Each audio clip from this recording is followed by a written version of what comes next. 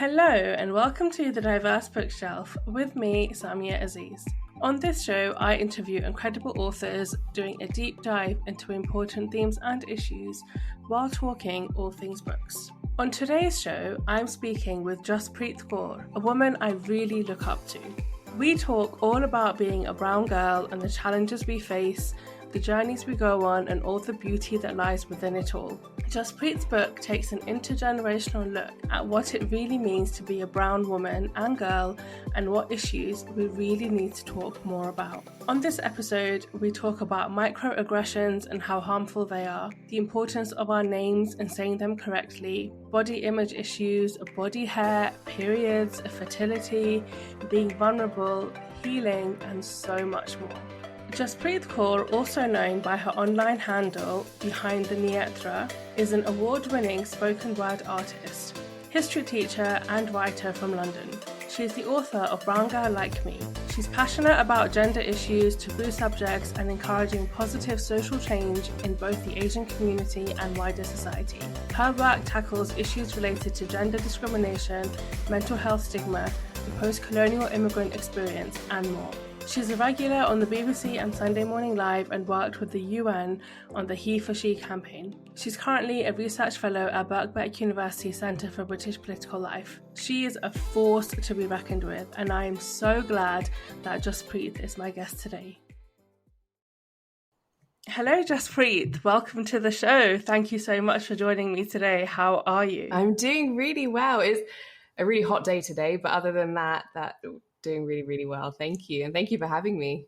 I recently read your book, Brown Girl Like Me, and I was blown away by it, honestly. Thank you. I think it's such an important read, really fascinating, really interesting, and I think will really help a lot of brown young girls, but also like women and older women as well, sort of, understand some of the experiences we're going through, put words to some of the things that we feel and we experience in the UK. But I think the overarching thing for me is that it made me find so much comfort in knowing that I'm not alone, or like I haven't been isolated in so many of my experiences, and that actually that's being now put forward in a book in the public sphere, because obviously I know I'm not alone in that. I have family and friends that have gone through the same things, but it's very different to see it in a beautiful hardback edition with this stunning brown girl on the front of it. So tell me a little bit about what really led you to writing this book. Oh, wow. No, thank you, firstly, just for sharing that, because honestly, that is the reason why I wrote the book, of that feeling of growing up as a young South Asian woman here in the UK, feeling like I was being seen but unseen, and that our experiences weren't spoken about and they weren't heard about. And if they were, we were seeing a lot of this kind of outdated storytelling about who South Asian women were time and time again. And I knew a lot of the experiences I was going through and everything I was feeling, I couldn't have been alone in that.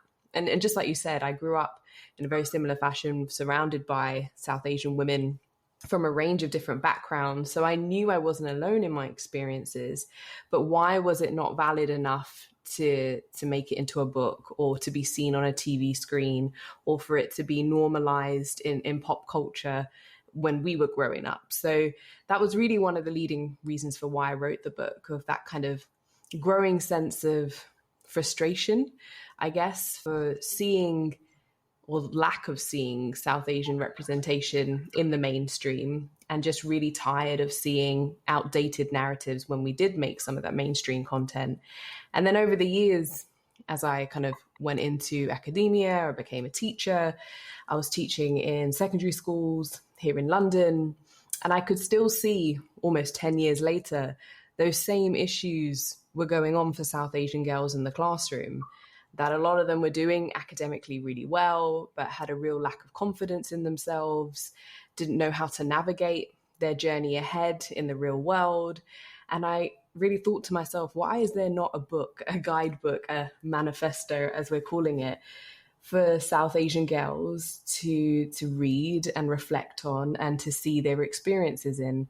And that's what led me to writing this book. And just like you said, it wasn't just a book for young South Asian women. I knew that there were so many stories of older South Asian women, women of my mum's generation, our grandmother's generations, who we definitely know that their story and their voice was not heard. And why are they not being given a chance to share their story? So that's when I set out to start speaking to Asian women from across the UK, from every Asian demographic that I could. I wanted it to be as reflective of South Asian communities as it could be. Girls as young as 13 all the way up to women in their 80s and 90s, to really get that intergenerational perspective that I feel a lot of the narratives we saw were lacking. And I spoke to the most incredible women and heard such amazing stories. And a lot of it was about resilience and striving forward and success and love and community. And it was all of these kind of narratives I was missing, because a lot of what we saw about Asian women was kind of this victimhood storytelling, and a lot of the more negative and darker sides of our communities and our culture, which absolutely is still valid. But as we know, that wasn't the full picture. So that's what the book was setting out to do, to tell the brown woman's story from our voice, for it to be heard. Yeah, I mean, I think one of my favorite things about the book is that it does have this real intergenerational lens. So, you're sharing your own experiences of your life so far, but you are only a few decades on this earth so far, right? You've only been around for a few years. Well, yeah, in perspective of how long people have been around for. So, you're still very young. And obviously the book was from now, written a couple of years ago as well. And so it's really uncommon to have that intergenerational lens. And I loved it because I think, especially as I'm getting a little bit older, I'm really fascinated in understanding those that came before us. Absolutely. In order to understand who we are and how we live and what really matters and how we can move forward, and also contextualizing some of the challenges, because so much, I don't know if it's unfortunately or if it's a shame that so much of our struggles are still the same as our parents and especially our mothers and our grandmothers and their grandmothers went through. So what was that process like for you? How did you decide who you wanted to interview? What particular things were you interested in, especially when it came to the intergenerational element? Oh, yeah. I guess that's a really key point there, that I guess I was really tired of seeing, especially kind of on social media, I guess, that older generations and younger generations were often being pitted against one another all the time, that because we have differing views on certain topics within our culture and our communities, because our contexts were different, that we were often being pitted against one another. And I felt like there is so much for us to learn from one another, both directions, older generations, younger generations, learning from one another, that we need to have that intergenerational perspective, especially when it comes to some of those more difficult and taboo topics, whether it's mental health, whether it's trauma, whether it's understanding our identities. The only way we're really going to understand that and unpack that is if we do hear from some of those older voices too. So that was incredibly important to me. And I guess when I was thinking about who to speak to, like I mentioned before, I really wanted to have a diverse sample of voices as possible, which I recognize was a huge challenge when I started writing this book. I was like, how am I going to be reflective of the South Asian female voice in the best way possible? So I tried to make sure it had as many different cultural backgrounds, different faiths, perspectives, different ages, obviously, different geographies, different classes. And then I wanted to get real expert reflections and advice and knowledge from women in those particular areas and fields, whether that was kind of the education sector, whether that was looking at body image, whether that was looking at health. I was looking for South Asian women with the knowledge and experience, as well as lived experience on those particular themes and topics. So that's where I kind of started to reach out to all these women, whether that was through social media, whether that was through word of mouth, whether that was kind of a snowball sample, which is speaking to one woman and they would recommend somebody else. But then I also had to be really conscious that some brown women were not in the digital space. So how was I going to access them, especially perhaps the older generations of women or those that are not on social media? How do I make sure I'm reaching out to everybody possible? So I was going to community spaces, places of worship, schools, universities, to really get some of those voices that perhaps we don't see online as well. So that's how I began reaching out to everybody. And as you saw in the book, I wanted to be really thorough with the research as well as it having lots of anecdotal stories of my own life and lived experiences and interviews from women. I wanted it to have real data backing it up as well, real research, though it was limited, which is obviously just a reflection on how there is a real lack of data on South Asian women out there.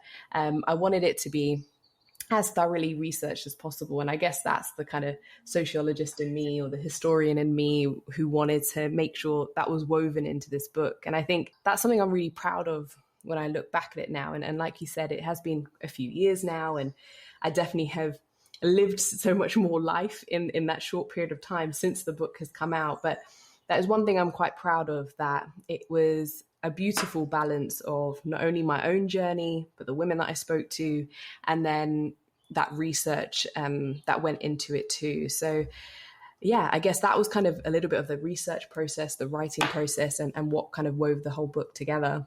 Yeah, I mean, definitely, like, as a reader, I really appreciate the balance, because I didn't want to read a report on the lives and experiences of brown women in the UK and beyond. I didn't, and actually I did. I thought the balance was really good.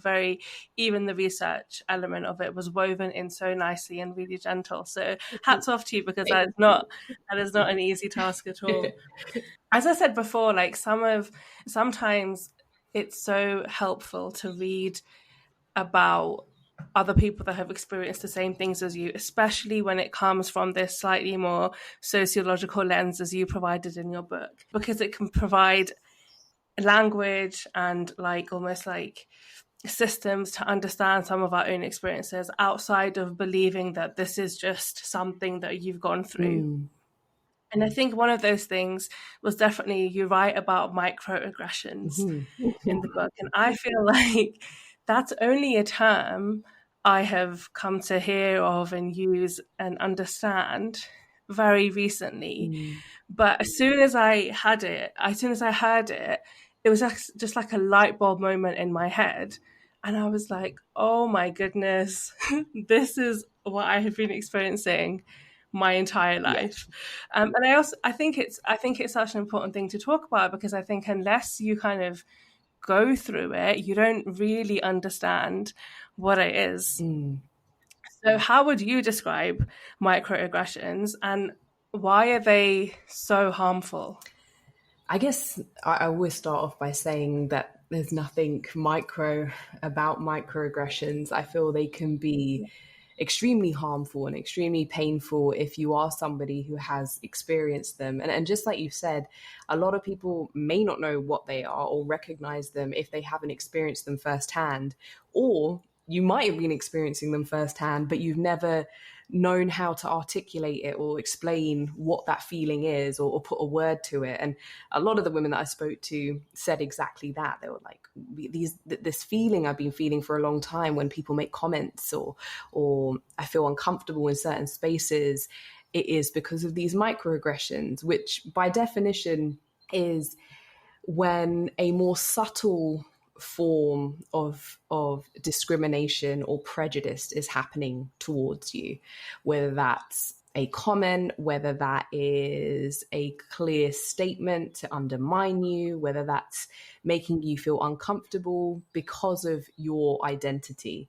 And there's been work on microaggressions since the 70s, but it's only really started to come about in the early 2000s. And we're definitely starting to see it more recently in this post-2020 world of especially a lot of workplace institutions starting to recognize and do the work of undoing and unpicking some of these microaggressions we see. And for South Asian women, we were dealing with these microaggressions on a daily basis. And the way that I would describe them is paper cuts. And it's the reason why I chose that description was because it's painful, but it's not obvious. It's not as obvious as, say, physical or verbal abuse can sometimes be when we're talking about racism and prejudice. It's these kind of more subtle comments. And just like paper cuts, one isn't too bad. You kind of get over it. But if you're consistently having these things 10 times a day, 15 times a week, you can imagine how painful that starts to become. And for brown women, it was everything from being asked, are they going to get an arranged marriage? What does their hair look like under their scarf? It could be assumptions about their culture, their food, especially as a woman, kind of assumptions about what their family life might be like. The oh so famous one of where are you really from? As well as things as what seem harmless, but as well as things as having your name mispronounced or changed without your permission. And a lot of the brown women I spoke to, especially when they were talking about the workplace, would describe that they would have to be one woman at home. And when they'd arrive at the workplace every day, they'd have to go through almost this kind of metamorphosis and change into this completely new woman just to be kind of respected and valued and accepted in the public sphere.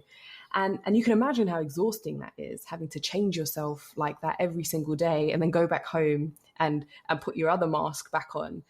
And what the point of that chapter and the point of me really wanting to dive into that issue was that we shouldn't have to do that. We should be allowed to be our fullest, most authentic selves in each of these spaces, whether it's in private or in public, and shouldn't have to feel unsafe or uncomfortable because of our identity. Yeah, absolutely. And I mean, I really do like the paper cut reference as well. And I don't know if it's you in the book. I also sometimes think about it in terms of like something being washed away by a tide. Like if a tide comes forward once, it may not take away the debris with it, but when it keeps on coming, it keeps on coming, it keeps on coming, and nothing is there to protect you, or the tide does not slow down, and actually it gets bigger and bigger, it can have a disastrous impact on all the stuff that's there. And that's very much how our lives are. And I think like can I just say how some of that description was? That was like such a beautiful description of how it feels, that kind of erosion, that kind of slow eroding of, yeah, that was incredible. You got like a sense of poetry. Obviously, as a poet, I love metaphors all the time. So that was just I just had to stop you there because it was just so beautiful how you described it, and you're absolutely right. Sorry, please do carry on. Well, thank you. No, thank you. And it does really feel like that because it's something that is so out of your control and so overwhelming. And I think the most common feeling, I mean, I've had lots of different experiences, but often I found that if I walk into a shop, like just like a corner shop, and it's usually if it's not another Asian person behind the counter, there is an assumption that I can't speak English. They won't ask me, but it's the way that they speak, the way they look at you, the question, the things that the questions that they ask. But it's this like really horrible feeling. And then there's also when I then say something, and especially like, I was born and raised in London, so my accent is very Southern. There's always such a shock that I speak English so well. And, I kind of enjoy the shock, but at the same time, I'm just like, you didn't need to make that assumption. And then that happens time and time again. I get very frustrated because, like I'm somebody that reads a lot, that writes a lot. Like I use English all of the time, almost like 95% of my communication is in English. And it frustrates me that because of the color of my skin or what I may be wearing, there is this huge assumption being made that is at the heart of it racist. Absolutely. As a woman that wears a headscarf as well, obviously like I have an added layer of Islamophobia that gets thrown in, and it feels like it's something that's always there. And how unfair that you have to then be the one to hold that pain, and that you have to be the one who has to hold that frustration and sadness in our bodies and in our minds, whilst that person gets to carry on about their day and Exactly. not improve themselves, not learn to be better. We're the ones who have to then go away with that pain, and in the long term, what does that do to us? And Exactly. that was what I wanted to figure out. If this continues to happen to us, what does that do to our health? What does that do to our bodies? What does that do to our mind? Because we're the ones who have to carry that pain. And also, I think there is almost like an expectation, the people who are subject to these microaggressions, for us to call it out, for us to educate. Yeah. It's just trauma upon trauma and pain upon pain. But as you know, you're someone that has worked with a lot of young people as well, and a lot of like women in general. What is some of the advice you'd give to people as they try and navigate this happening in their everyday life? I guess this is where us as individuals really need to consider how we deal with these moments when they arise. And towards the end of that chapter on microaggressions, I've kind of laid out a few different approaches that you can take as an individual when it happens. And this will be different for everybody, depending on your circumstances, depending on where it happens, depending on your safety. That is something you've got to consider about how you deal with it in those moments. And I've given suggestions of course, calling it out, raising it, correcting somebody, educating somebody, using humor.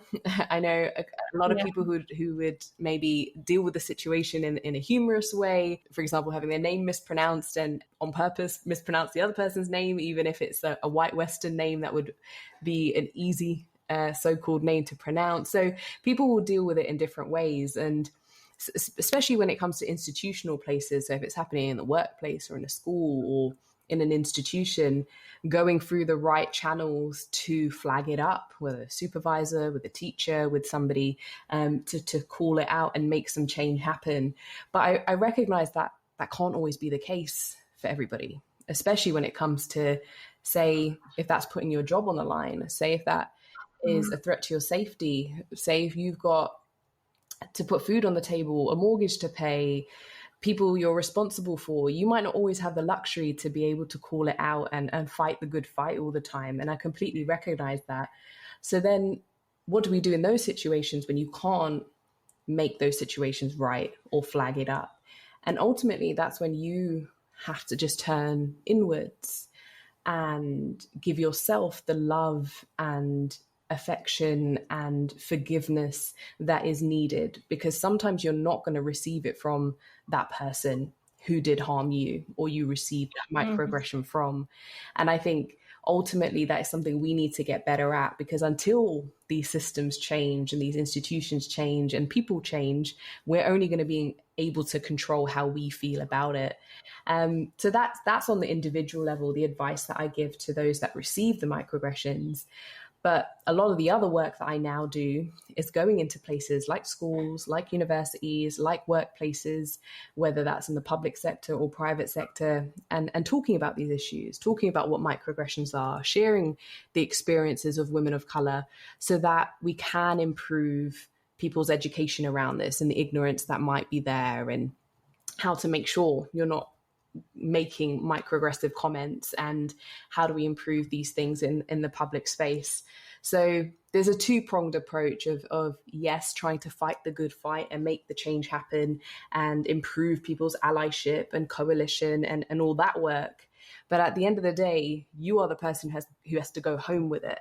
So you have to really think about yourself and how you heal yourself when it happens. Yeah, because it is, I think, really, really easy in life when you're faced with these kind of micro and macro aggressions to really internalize it, to, on the one hand, maybe then view yourself as, I don't know, less worthy of respect and, you know, less worthy of that sort of dignity almost as well. But on the other hand, it can also fuel a sort of resentment and aggression that it's just a defense mechanism. And so you rightly say, like, I think that work that we can do on a very personal level to go inwards, to process, but also try and heal and remember our own worth and the things that really matter, I think is a really important thing as well. So thank you so much for sharing it. And actually one of the key microaggressions as well, we touched on it earlier as well, was when people pronounce your name wrong, or they assign you a different name that you haven't consented to. I always find this a really interesting topic of discussion, and just in general as well, when I think about my own journey with my name over the years. But I think a lot of people that don't continually have their name mispronounced don't understand why it's such a big deal. Because they just think that, well, we've just got it wrong, like, just tell me how to say it and I'll say it. And usually they don't even remember, they don't say it right. But I wondered if you could share some of your insights on why it is that it's so important that people make a better effort to honor people's names. I know. I first and foremost, our names is the first thing we would use to introduce ourselves to one another, right? It's one of the first things you say, my name is, when you're meeting a new person. And for those from South Asian cultures, but also a number of other cultures as well, our names usually have some sort of significant meaning behind them, whether that's a faith-related meaning, whether that's a scripture-related meaning. It may be because family members have given us that name for a certain reason. So when somebody mispronounces it or changes it without your permission, or westernizes it without your permission, or makes it into a nickname or shortens it, they're undermining all those things about who we are, our history, our culture, all that beauty of what is in those names. And that's why it's painful. And when people don't necessarily get that, it's because they haven't recognized that weight that our names often hold. And of course, it's okay to have your name changed, or have a nickname, or have a whole new name entirely if that's what you like. But that's the whole point, that it should be with your permission and not be done just because it makes it easier or more convenient for somebody else. And when I was looking into this, I found some really interesting piece of research by a professor at the University of California, and her name's Rita Kohli. And she was looking at specifically for students, for young people, when they have their names continuously mispronounced by an educator, by a teacher. Not only does it obviously impact their self-confidence or how they feel in school, but it can also impact their academic achievement if they have their names continuously mispronounced by their teacher, by their educator. And when I saw that piece of research, I was like, oh my God, like, we thought it was harmless when people mispronounced our names growing up, and even now as adults. But when it keeps happening to us, it is undermining who we are, and it can impact our confidence, and it can impact how we navigate the world and how well we do in our experiences, or in school, or in the workplace. So that's why it's so important that it is one of the first, and perhaps one of the most obvious ways to show somebody that you respect who they are and value who they are, by saying their name correctly and pronouncing it correctly. And I think it's as simple as that, but it's more complicated than that as well, which I appreciate. But I guess that's the easiest way for me to summarize it. And I've been called every name under the sun. I would assume Jaspreet is an easy name to pronounce, but I've been called Jasmine, Jasdeep, Jasper. Often those names are, when they see my name come up on a list or in front of them, they'll make an association perhaps to another brown name that they've heard, and say that name instead. And it also happened to my daughter this week. I have a 5-month-old. Her name is Mahi. And it happened to her. We had an appointment this week, and the practitioner said and mispronounced her name. And I was like, wow, like, she's going to have to navigate this growing up too. So I corrected the person. I said it's pronounced Mahi. They completely just disregarded the name. They called her Maya, which again was perhaps because they just saw the start of the name and decided to say say something else entirely. But it just added that to that frustration of this is still happening and it's going to happen in the years to come.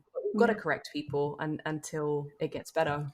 Yeah, in the classroom for children, it's so difficult because you often don't, if you feel like you're correcting a teacher, you kind of feel like that's not something that you as the student, as the child, should be doing.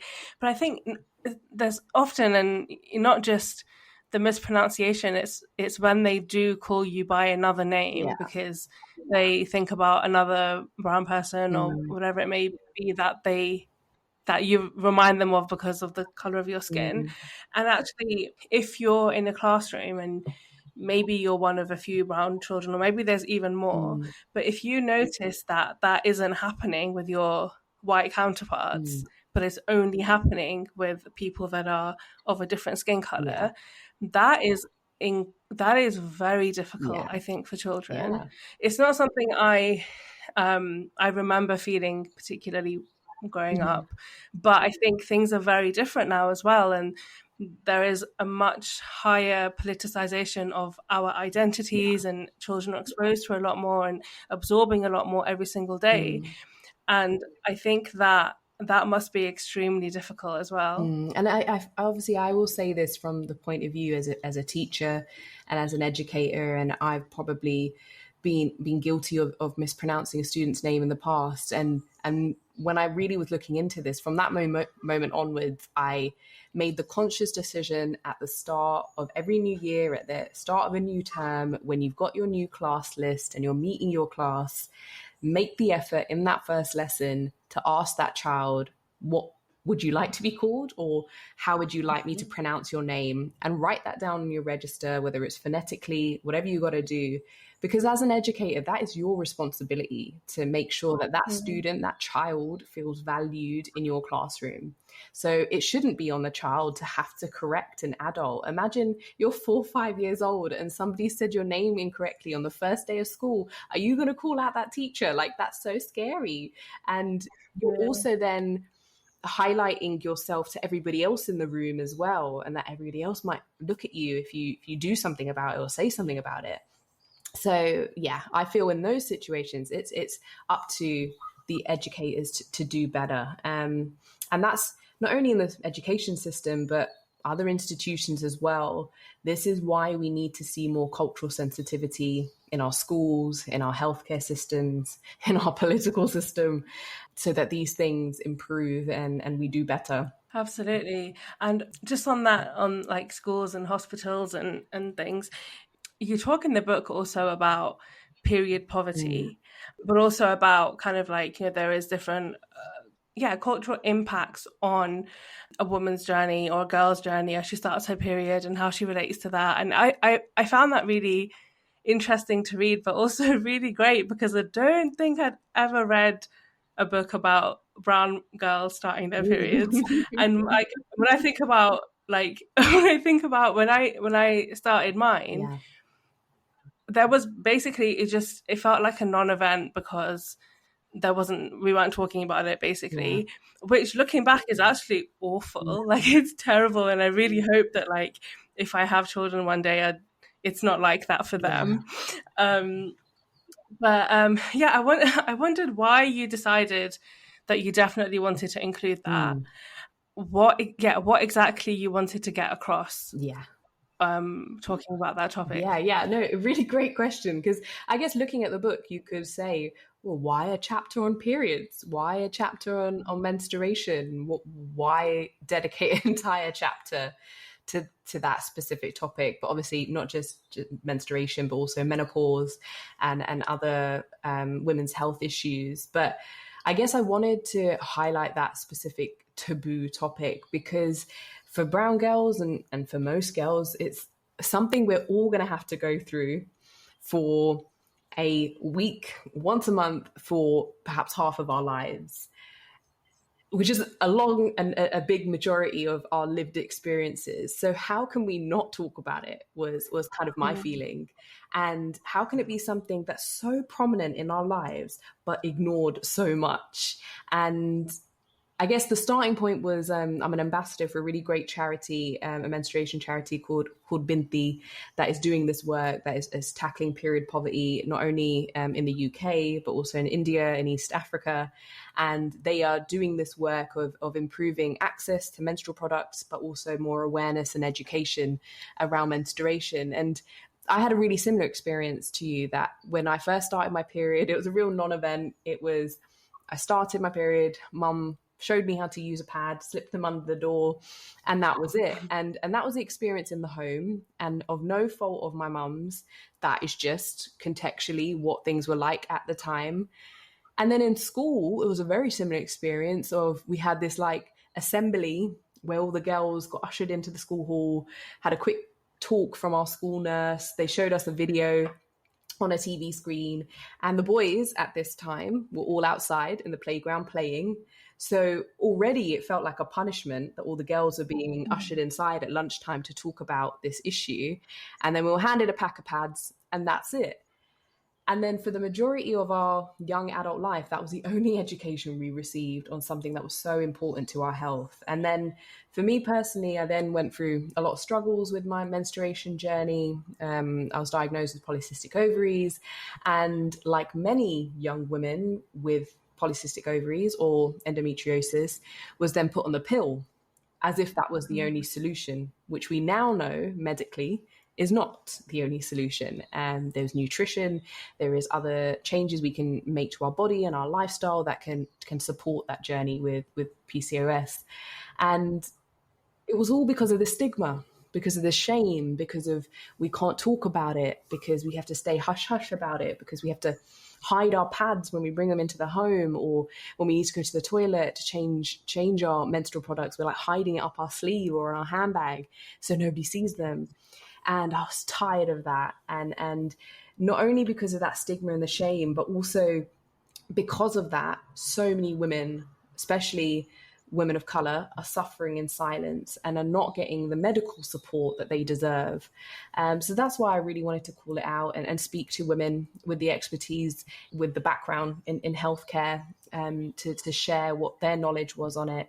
And like I mentioned earlier, when I was looking at data and statistics, trying to find what was out there, there was hardly anything on South Asian women's health. And I think that speaks volumes as it is, that there was nothing really out there on us, and that there needs to be more research, because that research can then be used to improve our health experiences. So that's why that chapter was so important. And going forward, I've got a daughter, and one day she is going to start her period, and I don't want her to feel ashamed to mention it in our household, especially also that it shouldn't just be girls and women being educated on this. This should be something that boys and men are learning about too. So it's been really interesting in the last couple of years. There's been significant changes to our national curriculum that both boys and girls are learning about menstruation in the classroom. So we're now starting to see a shift happen. And I think things are starting to move in the right direction. People are recognizing the need for free menstrual products to be accessible to everybody, no matter where they are. I think England still has a long way to go. There are other countries that are doing fantastic work. Shout out to Scotland, who are already providing free menstrual products in any bathroom or toilet that you go to. You will find free menstrual products there. So yeah, I think we're moving in the right direction, but definitely still more work needs to be done in terms of research so that we're getting the right healthcare support that we need. Mm-hmm.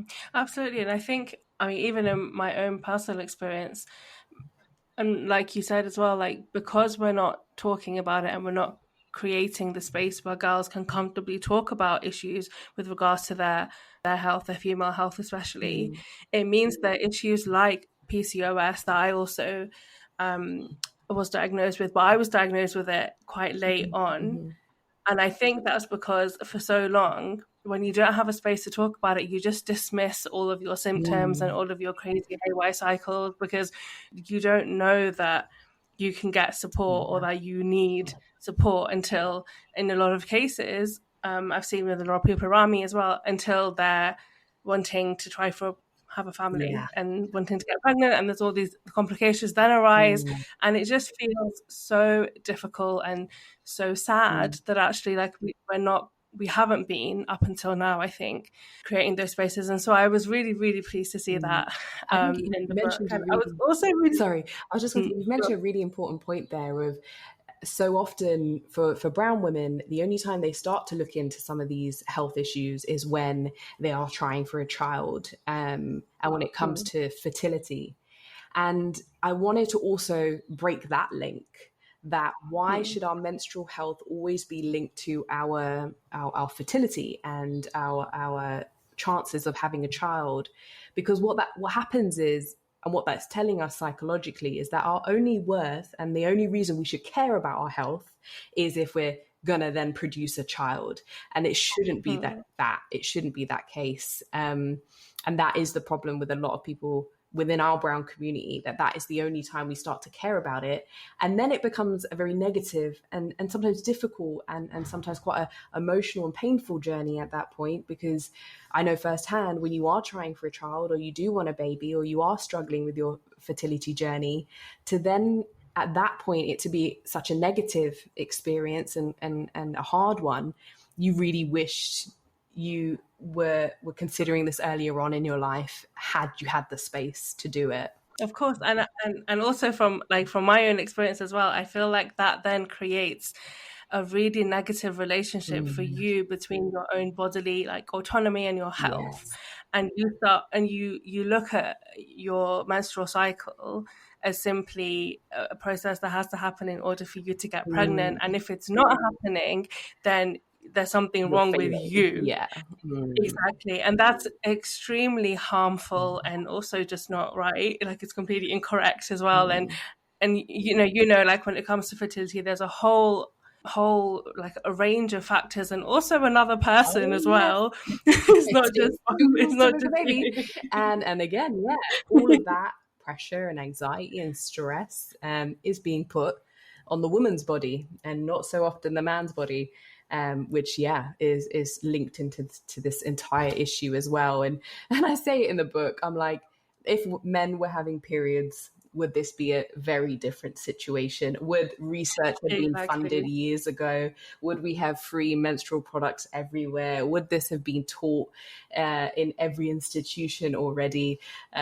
Is something I try not to imagine, because it frustrates me. Well, I think the same about like internal like examinations and scans, and when you have to go for your smear test, I often think that like if men had to go through this, it wouldn't be like this. It can be really difficult. It can be very traumatic, and I just think that, you know, if men were going through this, it wouldn't be this bad. Does it have to be that invasive? That's really an interesting point. I don't think I've ever considered that, about how often those ways of getting scanned or checked out is often really horrible. Would say the science be different if it was happening to men? Yeah, that's actually a really interesting thing to think about. And one of the other things that I also really, really liked that you had written about was about body hair, because I find myself like talking to my nieces who will just be like, oh my gosh, I have so much hair, and I'll just be like, welcome to the life of a brown girl. Like but it's I mean, what I appreciated in the book was actually like how difficult it is to deal with that, because of how everybody else perceives it, and the kind of the bullying that it can lead to, and also the way that the notions of beauty that we're fed and that we have is that you have skin as smooth as, you know, like a baby's, which isn't normal for any woman regardless of her skin color or her race.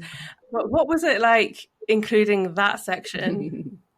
That's actually probably one of my favorite sections of the book, and something I love diving into, because you're absolutely right. When it comes to brown girls and their body hair, it is a continuous journey that we've been on since perhaps pre-puberty, if you had body hair before puberty, which is the case for a lot of brown girls, or post-puberty, that from the moment you recognize that your body looks different to what you're seeing around you externally, whether that's in films, in advertisements, in magazines, growing up with these Eurocentric beauty ideals of growing up in kind of the late 90s, early 2000s, the body ideal was very thin, white, hairless bodies. And then you'd look down at your own body and you'd be like, mine looks nothing like that. And then you'd have experiences growing up.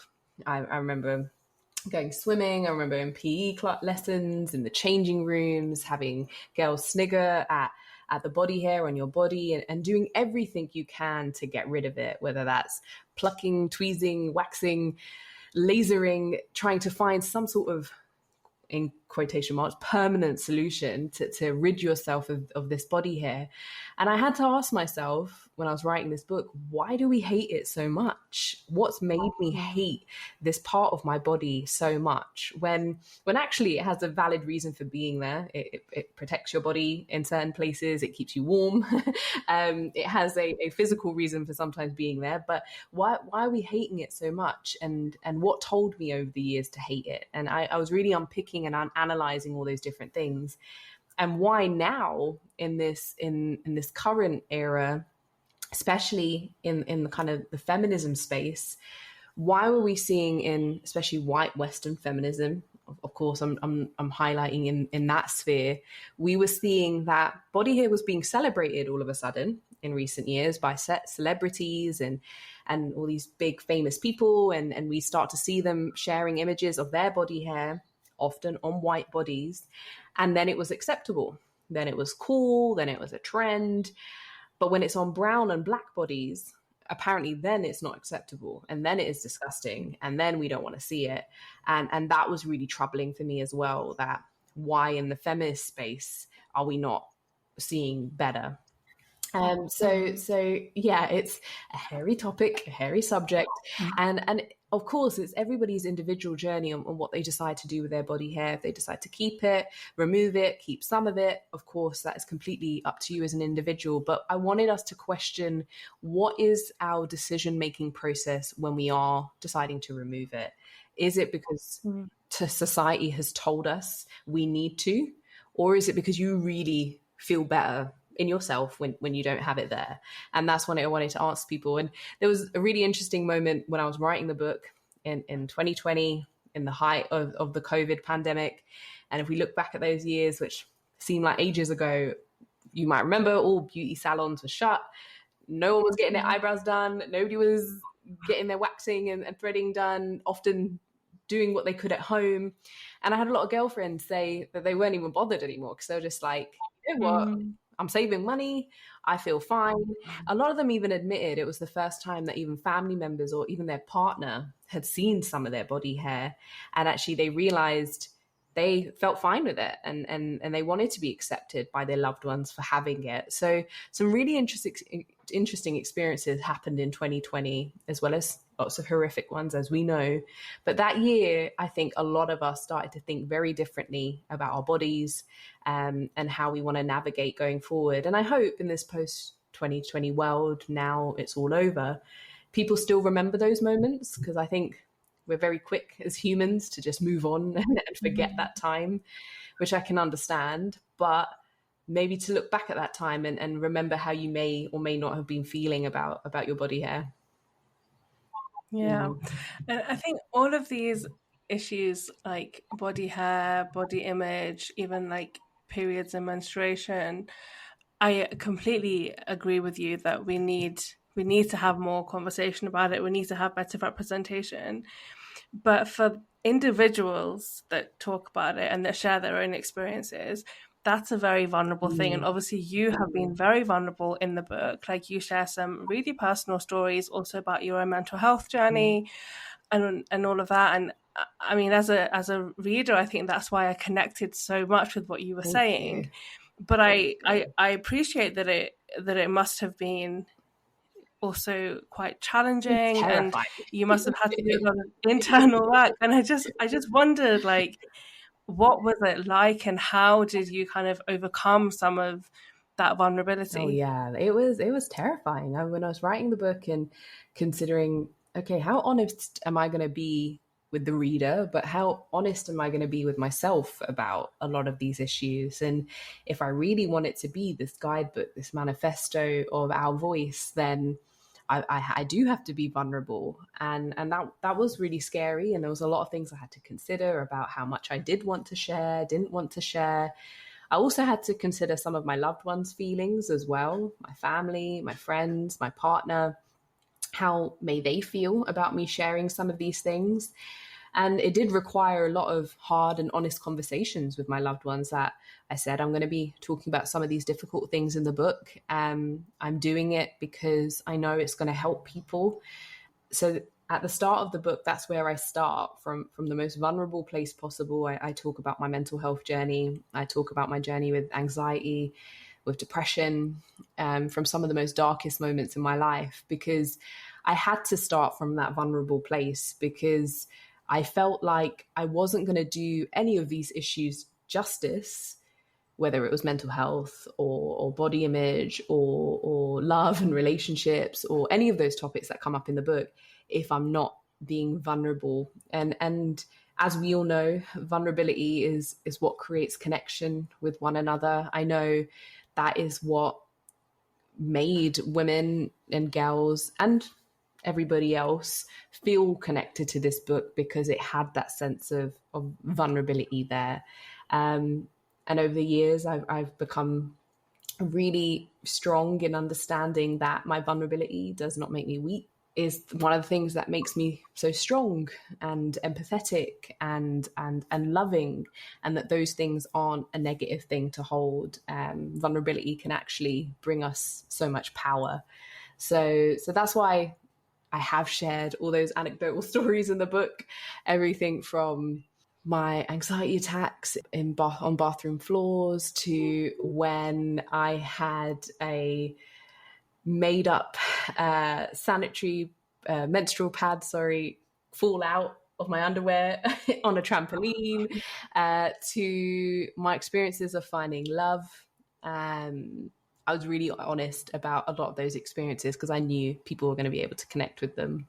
Yeah, well, thank you. Thank you for sharing what you just did now, and obviously like pouring so much into the book as well. And I loved reading about love. I mean, I always love reading about love, but I loved it in the book. And I'm so glad that you have found a love that is so wholesome, and where you are fully seen in your relationship and held, and from what I can see, you hold each other up, which I think is so important in any relationship. But I also want to talk about like creativity and writing when it comes to healing, because this is something that you also talk about in the book, but you also speak about a lot as well. And you are, a brilliant spoken word artist and writer. And I just wondered if you could share your experience on that. Oh yeah. This is where my writing journey began. This is where those first pieces of writing at the age of 13, those poems that I was penning into a journal, is where my writing journey first started. And back then it was starting as an outlet, a form of therapy for everything I was kind of bottling in as a teenager. And over the years, it's now become my whole life. It's become my career. It's become my profession. It's become my therapy. It is so much for me. And when it comes to creative expression and writing as a form of healing, I saw firsthand how it helped me over the years. And I guess that's why I was so passionate about sharing that with others. And I guess the first step into that journey was back in 2017 when I did a TED talk on how poetry saved my life. And I was involved in some really interesting research with the Arts and Wellbeing Foundation, where we found that creative expression, whether that's writing, poetry, music, dance, can be such a valuable tool to support our mental well-being. And we saw with individuals suffering from anxiety and depression how it would help them within just 6 weeks of writing poetry. And I thought that was just incredible, and thought, why is this not something that all of us have access to? especially when you may not have access to mental health support, or perhaps you are using mental health services but want to try something different to see how that helps you and might find some healing in. And it can also save the NHS a lot of money if it's being used as a form of therapy for those that need it. And that is a lot of the work that I now do. I provide workshops, whether it's virtually, whether it's face-to-face, for people to use that creative expression as an outlet for some of their emotions, whether it is mental health related, whether it's confidence related, whether it's identity related. It can be such a beautiful way to express those feelings. And going forward, I just want more people to try it, to see, does it make a change for them? Does it make a difference for them? And for us, those of us from South Asian cultures, creative expression, especially poetry, is actually nothing new for our cultures.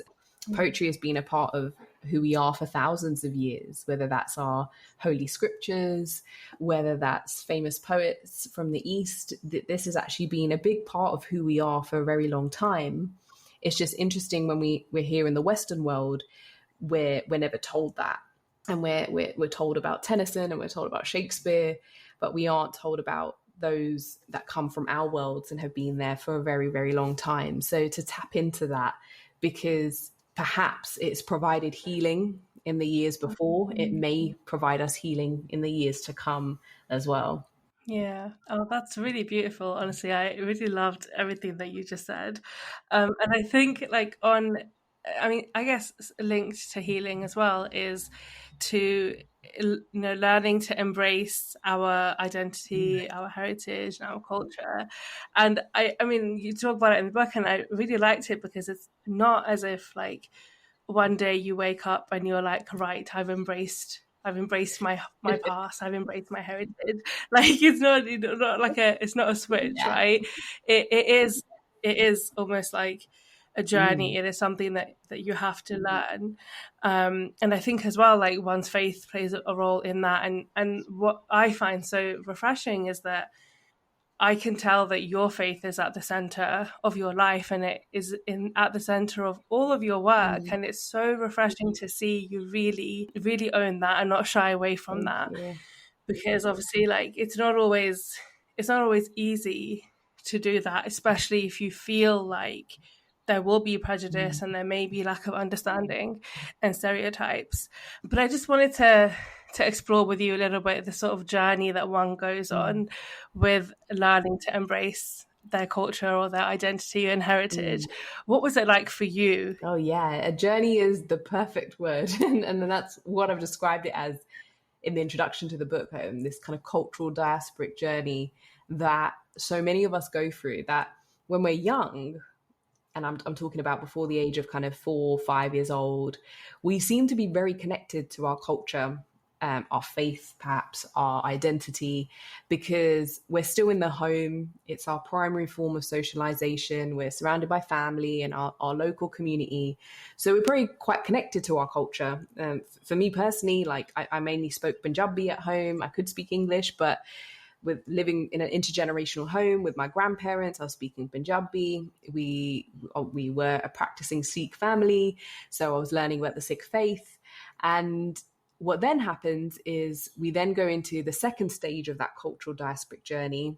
Usually we go into the schooling system or we become teenagers, and we then want to come as far away from that identity as possible so that we can fit in. So that we can fit into those around us, our peers, Western culture. So we start ignoring a lot of those parts of ourselves. And I described that story of the start of the book of when I told my mum to stop putting oil in my hair, which was a tradition. Every Sunday, my mum would put teal in my hair, put in a nice tight plait, and that would be a tradition we'd have every Sunday. And then all of a sudden I stopped that tradition because I said, Mum, stop putting oil in my hair, because there was some girls at school that were making fun of it. And now fast forward to the present day and everybody's putting oil in their hair. It is the whole rage of the self-care movement, and it's now considered acceptable. But why is it back then we wanted to deny ourselves this beautiful part of our cultures, our faith, our identities? And what often then happens in kind of the final stage is in our adult lives, we then come back to our culture. We come back to perhaps even our faith, our families, our communities, our history, because we then want to understand who we are and where we came from and who we want to be going forward. And that is the journey that I went on. I tried to move away from my culture for some time, and then I then deeply wanted to reconnect with it. And I think that was the point when I really connected with my faith as well. Despite the fact that I was growing up in a Sikh household, it was only in my young adult life that I started to learn about it for myself, doing the reading, listening, learning, not only about my own faith, but also other faiths as well.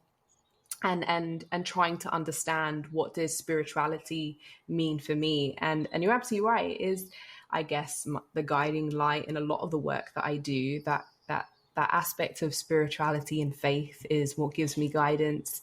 It's what gives me hope. It is that concept of one of the Sikh principles of seva, of selfless service, of wanting to help others, is something so innate in who I am. So I want to try and do that in all the work that I do.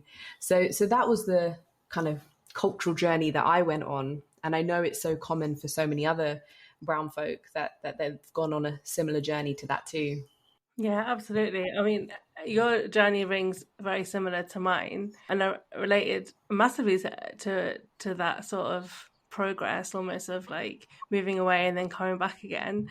And the thing that you said about the oil, I know we don't have too much time left, but that one of the things that we're battling in this day and age as well is this concept of cultural appropriation, and how, you know, we've spent so much of our time with our cultures or practices being stereotyped and, you know, like just not liked and not appreciated, and we've been bullied for the way that our food smells or the way that our clothes look, and then all of a sudden it becomes fashionable to wear a sari, or it becomes fashionable to wear a bindi, oil your hair, whatever it may be.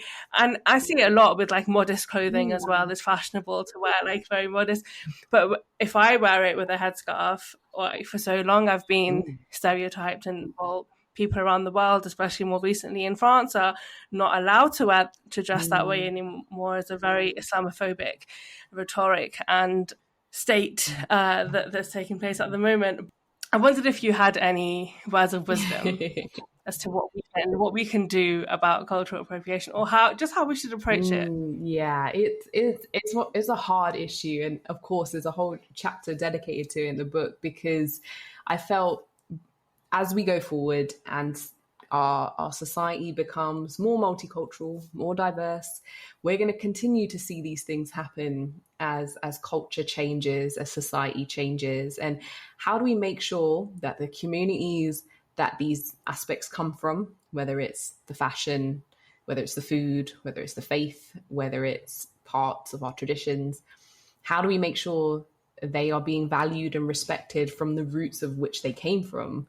And that is, by definition, what cultural appropriation is. It is when more dominant parts of society take elements from less dominant parts of society and they commodify them and make money out of them, make them fashionable, make them exotic, whereas the host communities that they came from were never able to reap those same benefits, would have been ridiculed for it, and may even have been in danger if they had done the same. So how do we make sure that that cultural exchange, which is going to continue to happen in years to come, how do we make sure it is a respectful and more balanced and the better way of that cultural exchange happening? And obviously, as a teacher, the way I think it can be solved is through education. I think if we better educate ourselves on where these things come from, why are they valued in those communities? Why should they be respected? Consider whether they have kind of faith significance or spiritual significance to people, and be respectful of that. That is all the things that we can do to make sure we are not appropriating. And there is times where we can appreciate one another's cultures without appropriating them. And I've given kind of really obvious examples in the book of where it is okay, where it's not okay. Don't wear a costume of a sari to a Halloween party, but you can wear it to your friend's wedding. Like, there is places where it is okay to wear a bindi, where it's not okay to wear a bindi. The really kind of obvious examples of that. But ultimately, it is about learning and us taking the time to do that learning of one another's cultures and faiths and backgrounds and histories, so that we don't fall foul of appropriating. And sometimes it can happen by accident. Sometimes it can be done intentionally. It's the ones with the intention that are often more dangerous, when people recognize that, oh, that seems quite cool, we can make that fashionable, and let's pretend that we didn't know it came from somebody else or somewhere else, is when it's more malicious. But yeah, I want to see us doing better, because like I said, we're going to become more diverse, more multicultural in the years to come. We don't want these things to be diluted either. And I think that's my other concern, that as they become fashionable and cool, even from the communities they come from, how do we make sure we're not diluting them? How do we make sure we're not losing that essence of the history and the story behind it and the importance of where it came from, whilst we're becoming more attached to our identities again? And yeah, I want to wear hair oil again, and I want to wear my brown clothes now and all that stuff. How do we make sure we're not diluting it? And I don't think it's right to say appropriating it ourselves, because that's not the case. But I think I think diluting is perhaps the right word, that we're not doing that too. Yeah, just giving ourselves the time and the space to really decide why it is that we want to do something, and allowing ourselves to embrace and go on that journey of embracing something, embracing our culture and our heritage, rather than making a fashion conscious choice, for example. And I think, like, everything you said is such a reminder as well that, like, we live in such a connected world, and everything that we do, every decision that we make will have a knock-on effect on people further down the chain, but also before us as well. And just a reminder that it's not as simple as whether or not you buy an item of clothing or whether or not you choose to oil your hair. Like, it runs so much deeper. And I think just holding on to that, and maybe not for every decision that you make in life, you don't want to sit there for 3 hours contemplating. Sometimes you just to do the research and read 10 books. I get it. I don't expect that on every choice that we make. But just to be conscious in some of those choices going forward, right? And I think the digital age, the social media age, the instant gratification age we live in, we're falling foul of it really easily, because stuff is very quick and we're churning through things and we want to be the trend and we want to da-da-da-da-da. And that's sometimes my fear, that's where we'll see stuff being diluted. That's where we see things not being valued. That's when we see people aren't being slow and being patient and taking time and nurturing things. I guess that's sometimes my worry with this digital age, that we all fall foul of it, including myself. So how do we just stay conscious as we move forward? Absolutely. And my final question for you today, although I would love to stay talking to you, but I feel like we could carry on all day. Well, my final question is, obviously the book was written a few years ago, but I think it has such a timeless nature to it. I think it will always be something that brown women and not will be able to take so much from at any point in their life and at any point in time. But for you personally, obviously, like, I know that since the book's come out, you've also become a mother, and there's like a lot happening, and we're now in this post-COVID world. If you were to sit down and do like a second edition, or like if you could go back but still be at this point in the world, is there anything else that you would include or you would do differently? Oh wow. If there was a brown girl like me 2.0, which is something I would love to do. I think maybe in a decade's time, because I was writing that book in 2020, even though it was kind of 6-7 years of research, I was sitting and writing it during the height of the COVID pandemic. So maybe in 2030, I'll do a 2.0. I guess, yeah, it is that aspect, even though there is a chapter on parenthood, where I got to speak to a number of amazing brown mums sharing their experiences of parenthood and raising the next generation and raising confident, loving children as the years go on. Now, as a mother myself, of course, I've got this book that can be a guidebook for my daughter, but daily there is things I'm thinking about for her that I just imagine, how is she going to navigate this world going forward? How can I make sure she is the most confident in herself? How do I make sure she can be the fullest self possible? How can I make sure she has access to opportunities? It has now become so real to me, now that I have a daughter. I have a brown girl like me of my own with me every day.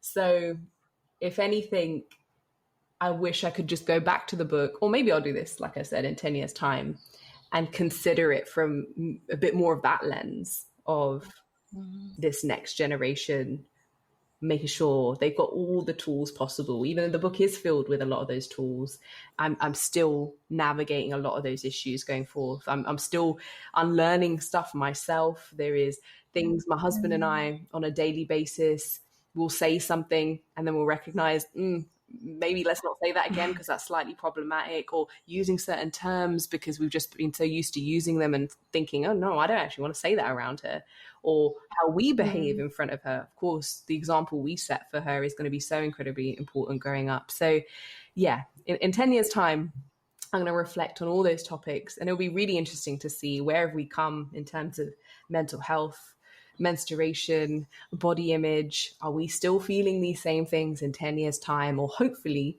when that book is written, we're going to see, hopefully, that things are so much better. Oh, I mean, I really hope so. It does sound like it'll be more like a raising brown girls like me, which I think is also, you copyright that title. Definitely needed, I think, would be such a welcome addition. But I will send you a message in 2030 and find out where your book is. God willing, I get to that point in life as well. But thank you so much, Jaspreet, for your time today. It has been such a pleasure speaking to you. Thank you so much for having me. Thank you so much to Jaspreet for her time today.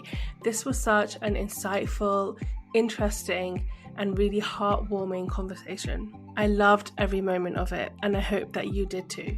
If you enjoyed the podcast, please follow The Diverse Bookshelf on your podcast platform of choice and connect with me on social media. I would really appreciate it if you could rate and leave a review, as it helps more people find the show.